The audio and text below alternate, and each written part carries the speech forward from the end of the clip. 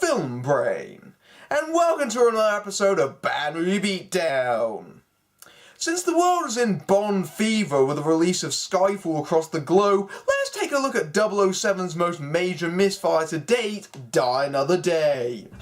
James Bond, who doesn't want to be him? It's pure fantasy all the way. The guns, the gadgets, the girls, the villains. It's not hard to see why the Bond franchise is one of the longest running and the most successful film series to date. As of 2012, James Bond has been thwarting villains and keeping the British end up for 50 years now, well beyond what creator Ian Fleming could have dreamed of. He's become such an iconic character that he met the Queen and skydived out of a plane with her. Now that's cool. In the film world, Bond has appeared in 23 Eon productions and 2 unofficial ones, and naturally such a long-running series will have its ups and downs, which are contested throughout its fan base. However, it was in 2002 on Brosnan's 4th film, the 20th official one, and the 40th anniversary, did there start to be some competition. This was namely XXX. We made sure till now, but back then it was a genuine rivalry, and Die Another Day tried to show it was hip and young too, with embarrassing results. But actually the real contender was a sleeper known as Jason Bourne, who became a surprise hit that year with his grit and down-to-earth approach first showcased in the Bourne identity. Die Another Day was a big hit, but it also damaged the series' reputation so much that the producers hit the reset button and hired Daniel Craig to bring the character closer to his roots for a Bourne age. You have to admit that pushing the reset button on a character with 40 years of history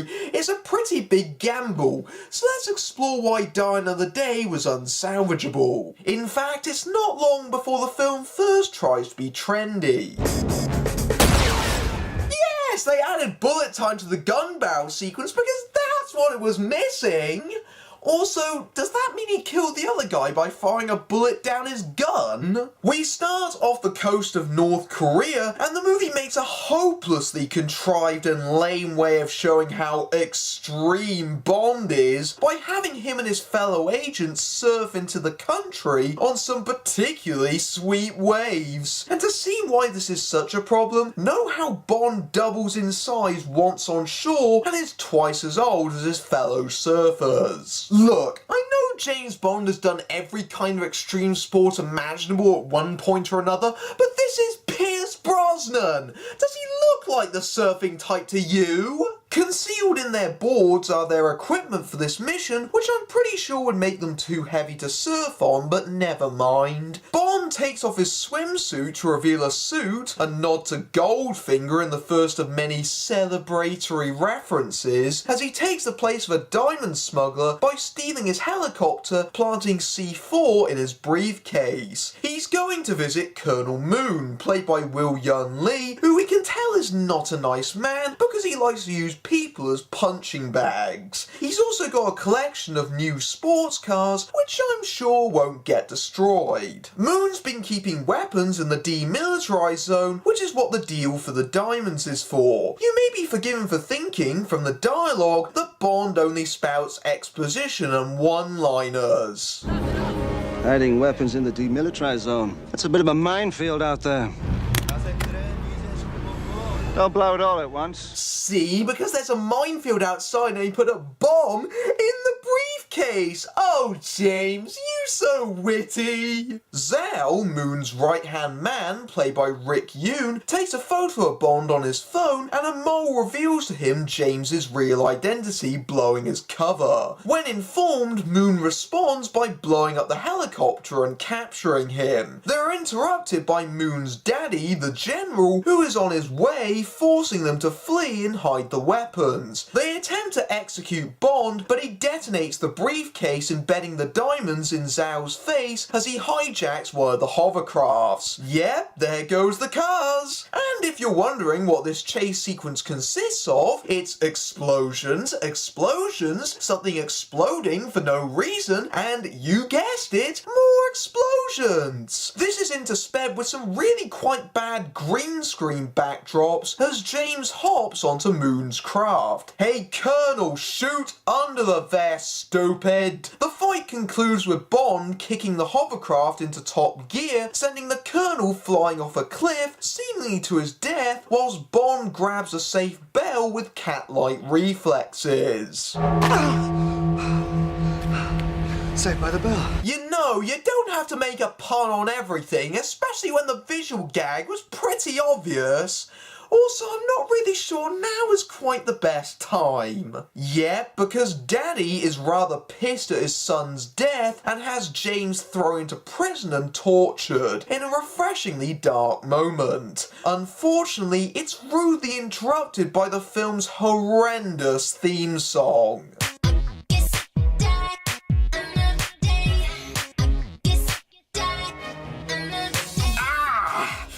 The objective of Madonna's theme song was to make us feel like we're being tortured alongside Bond, then mission accomplished! This is easily the worst James Bond theme song. Even the worst of them were at least catchy. This is grinding, irritating, overproduced, and sounds like a bad version of Cher's Believe. Sexy or exciting, it is not. And that's before you get to the nonsense lyrics that Madonna warbles. Sigmund Freud. Analyze this. You want Freud to analyse what exactly? Your compulsion to die another day?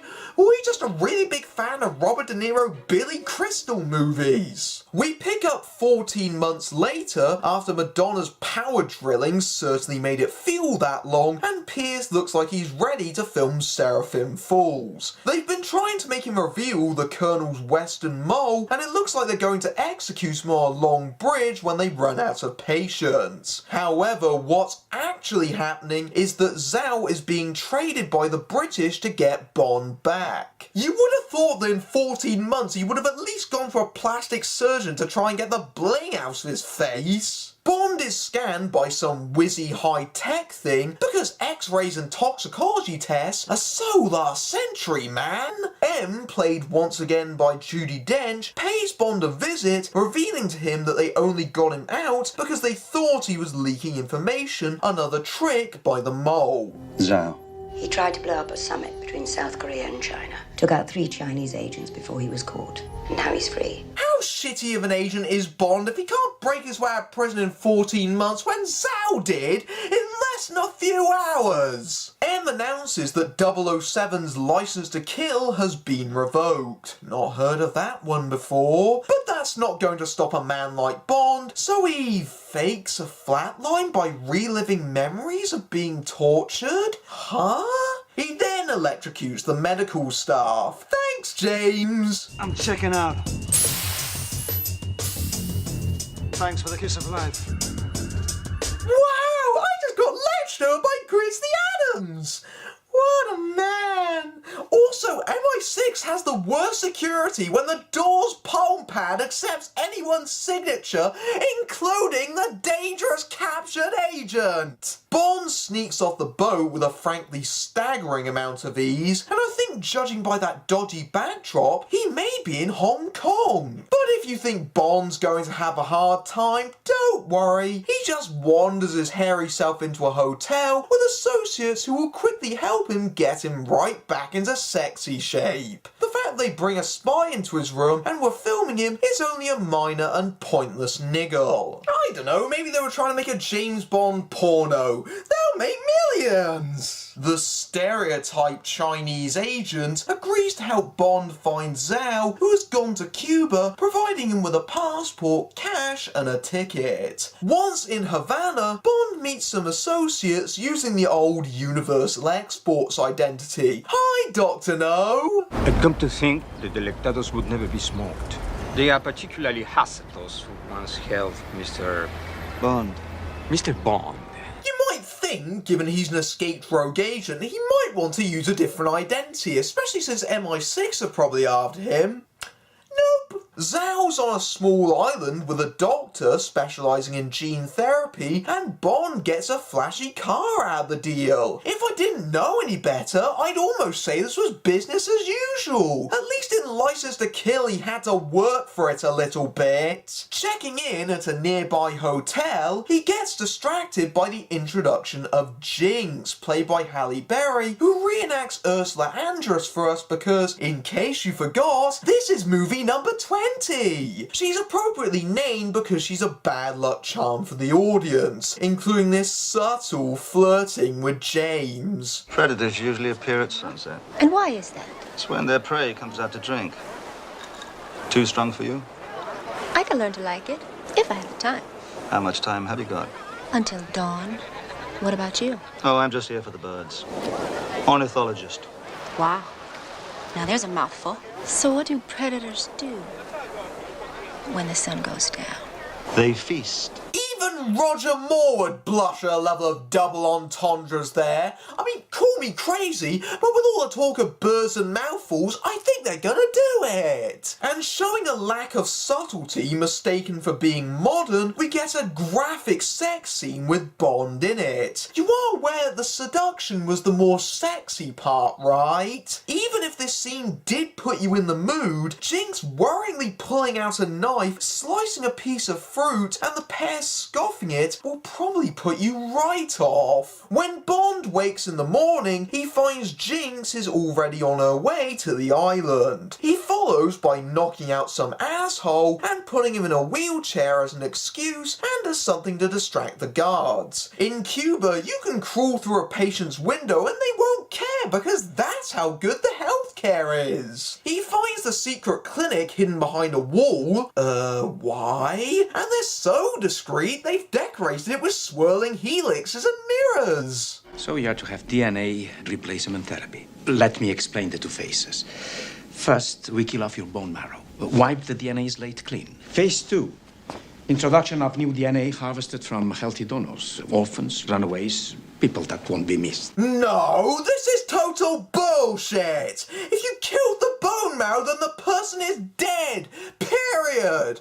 Also, DNA is in every single part of the body, so switching the bone marrow wouldn't do a damn bit of difference! This makes Face Off look medically plausible by comparison. Yep, it's here, 40 minutes in, where the movie completely loses the plot by going down pure sci-fi territory. Because that works so well in Moonraker. Bond walks in and finds Zhao midway through a process to turn him into a Caucasian British bloke. And no, he's still not got the bloody diamonds out. Bond removes the flashy face device and awakens Zhao, who is moving remarkably well for a guy who's had his bone marrow removed, and there's some atrocious slow motion as they fight.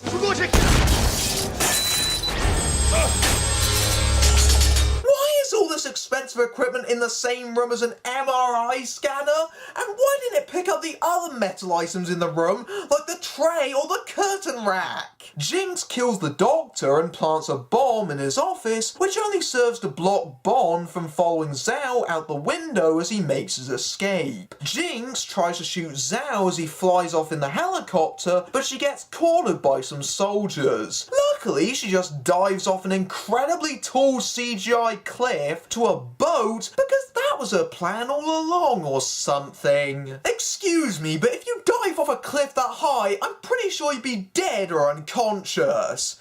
Water doesn't tend to respond well to heights, I've found. Bond's only clue is Zhao's bullet necklace, which he took off him during their fight. It contains some diamonds that belong to entrepreneur Gustav Graves, who apparently found diamonds in Iceland that just happen to be identical to conflict diamonds. Whilst flying back to England, he reads up on Graves and corny diamonds are forever reference. He's He's doing this whilst flying a first-class British Airways flight right back into the country that's after him, because hey, screw secrecy, it gets in the way of the luxury. We meet Graves, played by Toby Stevens, who to celebrate his knighting, skydives above Buckingham Palace, which I'm sure the Queen appreciates. I wonder what his parachute might be referencing. Bond catches up to Graves in a fencing club where we also have Madonna's cameo. Your lesson?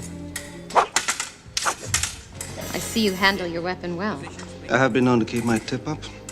See, it's funny because he's talking about an erection. That's what the tip is. He immediately challenges the super competitive Graves to a game and point blank accuses him of trading conflict diamonds. Ah, fencing. Refined, elegant, and totally not this movie's style, as you probably already guessed. That's why Graves ups the stakes by getting in some sharp swords off the wall and challenging Bond to first blood from the torso. And so begins the least accurate depiction of fencing ever put to film, as it turns into another ridiculous action scene as the pair start slashing away at each other, and they're not just going for the torso, they're trying to bloody kill each other for no reason, even endangering others and destroying property. And this unrepentant idiocy continues way longer than it needs to, culminating in Bond doing the winning slash. He's not even trying to hide the fact he's a bad guy. He even looks like a Weasley bastard. So how the hell has he fooled anyone to think he's a humanitarian, let alone be knighted? Graves invites Bond to his Icarus demonstration in Iceland, whilst his publicist writes a check for the damage. She's called Miranda Frost, played by Rosamund Pike, in her film debut. Can I expect the pleasure of you in Iceland? I'm afraid you'll never have that pleasure, Mr. Bond.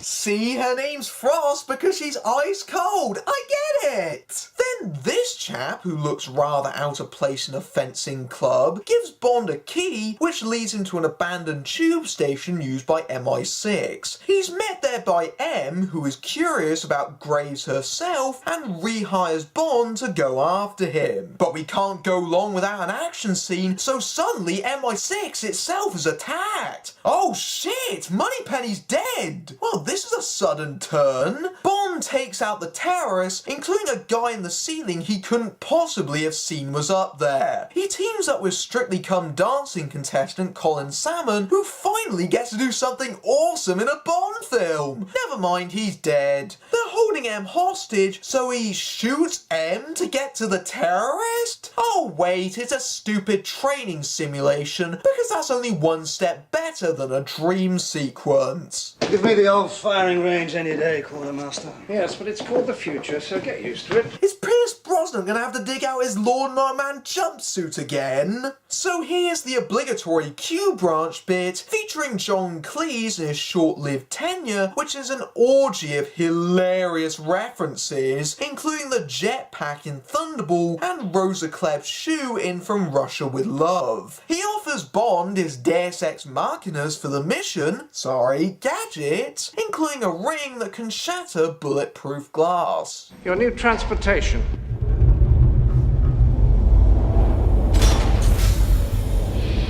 The ultimate in British engineering. You must be joking. Aston Martin call it the Vanquish, we call it the Vanish.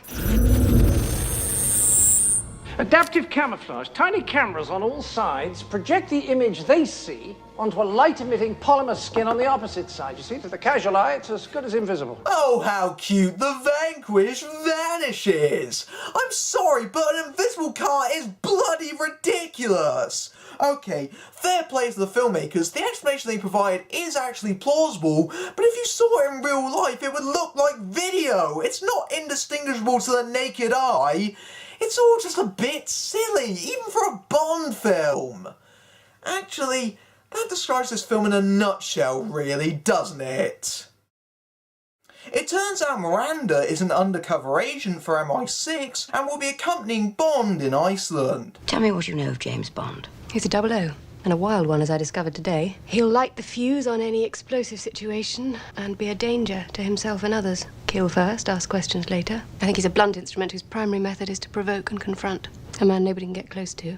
A womanizer. Thanks, Miranda. That really long expository speech was entirely necessary, especially considering that it hasn't been well established over 40 years and 19 previous films. So Bond goes to Graves' Iceland Expo, and things are slipping more into self-parody with every passing second. I'm Mr. Kill.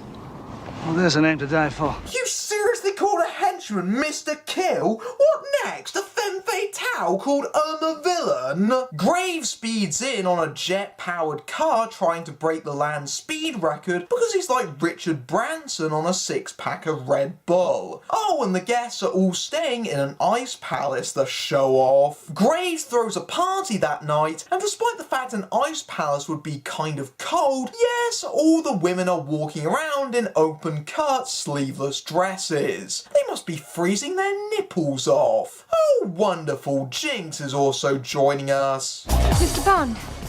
And Miss Swift. Space and Technology magazine. I take it Mr. Bond's been explaining his Big Bang Theory. Oh, yeah, I think I got the thrust of it. See, because the thrust was them having sex and the Big Bang was him ejaculating inside of her. I probably shouldn't have phrased that quite so graphically. Also back is Zhao, stuck in the albino phase, who is paying Graves a visit because it turns out that, sit down for this one, Graves is actually Colonel Moon, having gone through the gene process successfully. What a total non-surprise considering it was foreshadowed with the subtlety of a brick to the face. How the hell has no one, including MI6, managed to notice the fact that he's only existed for 14 months? Did they run any background checks before they knighted this guy? Anyway, Graves is here to demonstrate that he's got a satellite in space that can be used like a second sun to shine light anywhere in the world. I'm sure that won't be used for evil purposes. Also, because Bond, Graves and Jinx are awesome, they're too cool for sunglasses to protect themselves from the blinding light like everyone else is. Bond is naturally curious about this invention and goes over to the greenhouse/diamond mine that serves as Graves' lair to investigate further. And like an excellent spy, he ends up getting spotted. Luckily, Miranda comes to his rescue by pretending to be a loving couple. They don't look too convinced. Put your back into it, huh? Remember, I know all about you, 007. Sex for dinner, death for breakfast. Well, it's not going to work with me. No? No. You're getting good at this. Oh, stop it. Are we still being watched? Oh, they left ages ago. Oh, God, you're impossible. There's something really uncomfortable about these love scenes. They're not seductive, they're just plain aggressive. He comes across as being a sex offender. And yes, he goes on to shag her. Always thinking about the mission, James is. But Jinx is going in where Bond failed and slides down into Graves' lair. Unfortunately, she ends up getting shocked by Graves' 100-volt glove not long after. They strap Jinx to a chair and torture her by electro groping her to death. Who sent you? Your mama. And she told me to tell you she's really disappointed in you. Oh, Jinx, you're so sassy. It's almost impossible to believe they're actually planning a spin-off for this delightful character. The diamond mine is fake, but they have real lasers installed because they want to do a much lamer version of Goldfinger. And instead of shooting her, Mr. Kill picks laser because, hey, you might as well use it on something. Luckily, Bond is back on the job and infiltrates the lair, coming to her rescue when Mr. Kill attacks him, switching the lasers to the sushi function apparently. Can someone explain to me why a fake diamond mine needs a dozen laser beams going in separate random directions? He turns off the lasers but gets pummeled by Mr. Kill. Luckily, the remote swings over to Jinx, who is suddenly instantly queen of the lasers, managing to point one straight through the back of Kill's head. Are you gonna get me off this thing? What are you, CIA? NSA. Hello? We're on the same side. Oh, so she works for the NSA. Does that mean she knows Triple X? Realising Graves' real identity, Bond tells Jinx to get Miranda whilst he goes up to confront the man himself, ham-fistedly ramming the title into the dialogue as he does so. Miranda arrives to seemingly aid Bond, but is in fact the Western mole that betrayed him, emptying his gun. Again, if you want this to be a surprise, don't make Frost her last name in an ice-themed movie. But using Q's handy Deus Ex Ringma, he shatters the glass floor, allowing him to make his escape and managing to grab Graves' jet speed car to drive away. This allows Graves to reveal the real purpose of Icarus, to act as a giant frickin' laser beam to chase after him. Really, guys? You're gonna base your movie around giant laser beams? You are aware that Austin Powers came out 5 years before? It's had 3 movies by this point. No one can take this shit seriously anymore. You might as well hold up a pinky to his lips, because that's how much you're into farce. And yes, Bond is actually outrunning a giant space laser. Well, that is until he gets to a cliff, and then this happens.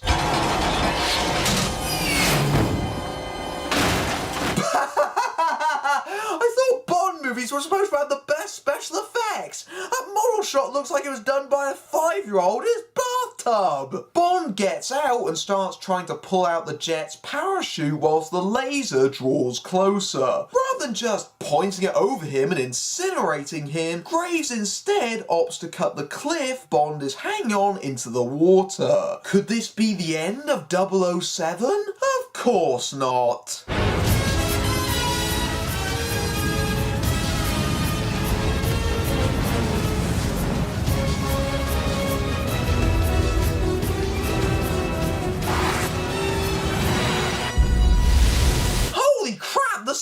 That scene makes the model shot a second ago look good by comparison. And what's worse, the opening sequence actually contained real surfing, so seeing Pierce Brosnan fumbling around on a green screen looks even more embarrassing by comparison. Meanwhile, Jinx walks into Miranda's room and the door locks behind her. That's right, 10 minutes after Bond rescued her, she got captured again. Strong, independent woman, folks. As everyone else packs up and leaves the hotel, Bond steals a jet ski from some poor sap to ride back to the hotel. That's when he gets back the Vanquish, whilst attempting to hide behind it. James, the way the car works is by displaying the image on the opposite side, so there's no point hiding behind it, because it's like standing right in the open. It's not concealing anything. The car is given away when a goon crashes into it, prompting a car chase with Zhao, who has the thermal imaging machine gun and missile extras that Jaguar offers installed. At one point, the Vanquish takes a direct hit from one of Zhao's missiles, not blowing it up, but merely flipping it onto its roof. Huh?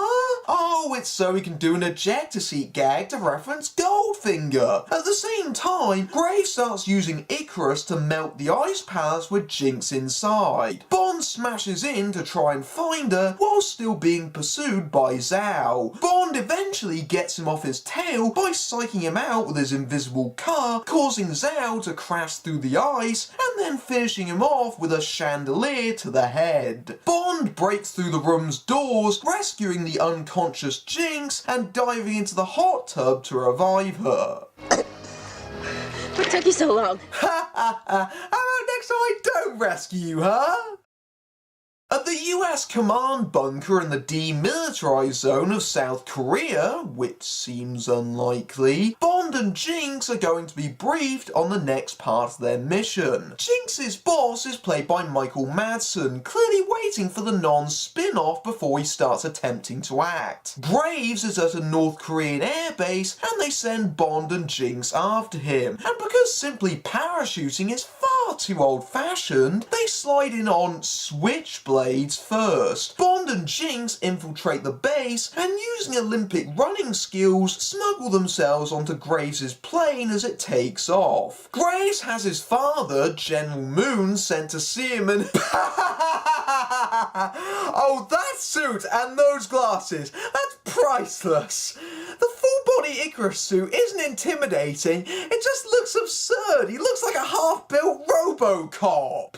As such, it's really hard to take seriously this more dramatic scene between father and son. Graves reveals his master plan: use Icarus to blow up the mines and create a path for the North Koreans so they can invade Japan whilst the American soldiers flee. Moon points a gun at his son, but he's fried by more tacky electroshock effects before he ends up getting shot himself with atrociously overdone editing. The characters make no sense, and the circumstances to how we found ourselves in this position are frankly ludicrous, so you can't play it for emotional weight now, it's just straight up melodrama. Jinx makes her way up to the cockpit. Don't worry about that pilot going to the loo, he'll be never seen again. She knocks out the co-pilot and takes the controls. She actually learned this from Kurt Russell. Bond tries to go for Graves, but he ends up shooting out the windows in yet another reference to Goldfinger. This causes everyone except Bond and Graves to get sucked out, and they fight as the Icarus laser gets closer to the US command bunker.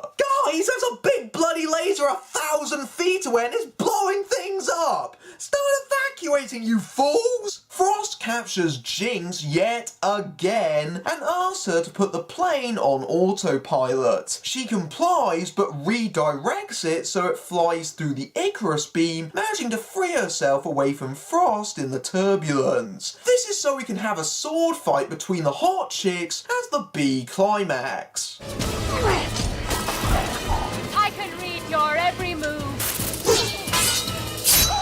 Read this, bitch. I would say Sun Tzu is rolling in his grave, but let's face it, with the Art of War sequels, I think he's got a lot worse to worry about. Graves and Bond continue fighting, and I'm pretty sure lengthy, prolonged shocks from a 100-volt glove would pretty much kill Bond, but then again, he's pretty much a British Superman by this point, minus the cape. And descending even further into caricature, Graves actually does a showboating bit where he takes out 2 parachutes and throws one away instead of just killing him. Bond catches him monologuing that sly dog and opens up Graves' parachute, and he ends up hanging out the side of the plane. Time to face gravity!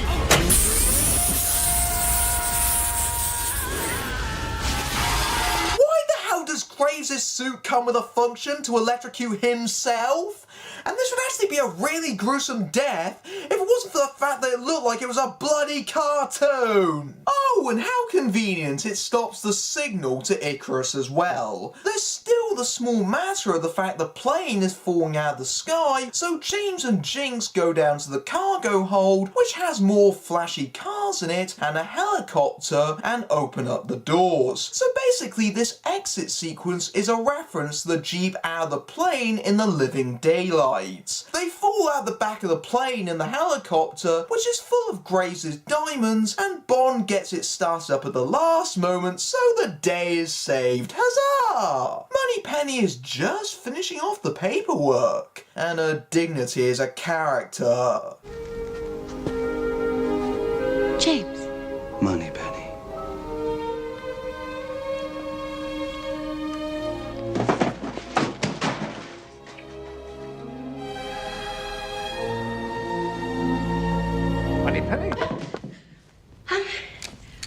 I was, just testing it out. So the virtual reality programming comes with a special shagging James Bond level? I'm not quite sure how that would help active field agents. Also, did Moneypenny unbutton her own shirt? Or was it the virtual Ew! Ew! After that embarrassingly stupid and pointless scene, we move to the actual ending, which is only slightly less dumb. Wait, don't pull it out. I'm not finished with it yet. It's a perfect fit. Leave it in. Well, it's gotta come out sooner or later. No, leave it in, please. A few more minutes. We really have to get these back. See, it sounds like they're talking about his penis, but it's actually a diamond in her belly button. That's so funny. By the way, those are conflict diamonds, so people actually died for them. Also, are they gonna have sex on a bed of diamonds? Cause that's gonna hurt like a bitch. Die Another Day was actually the first Bond movie I saw in the cinema, having grown up with the Brosnan films on video, and I liked it at the time. But that's because it was my 12th birthday. And that's the biggest problem with the movie. It tries to prove it's young and hip, and ends up being so juvenile that it would only appeal to adolescents. The action scenes are atrocious CGI fest. The dialogue is idiotic, with innuendos that are crass and charmless, and Brosnan is just on the edge of being too old for this. The film's meant to be a celebration of 007, but it brings out all the worst elements of the series, descending into laughable self-parody. How else do you explain the DNA alteration plot? It's basically the birthday boy getting drunk and falling face first into the cake. It's just shameful. This year marks Bond's 50th anniversary, and I can safely say that Skyfall is a celebration of everything that is good about the series. Die Another Day is the Batman and Robin of the franchise. I'm Matthew Buck, licensed to beat down bad movies everywhere.